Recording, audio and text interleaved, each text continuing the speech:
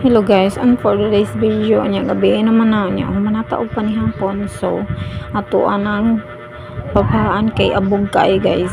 Kwarto din na siya sa magulang sa ako ang partner niya. Yung original din kwarto dito sa Pikas.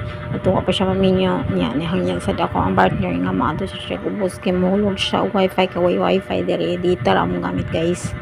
So ato nang papaan guys para ini matulog ko lay abog. Ay gugaw-gaw na yung una-una diya. Bitaw guys, ana jud ko dyan ang papahaan bisag sa amua kay abog. Yan, matulog na dyan na guys. Hindi, ay mo una-una ihugaw kay hindi mo buhat og milagro guys, matulog na. So, salamat sa paghumana nga video guys sa pagtanaw. Thanks for watching people and everyone.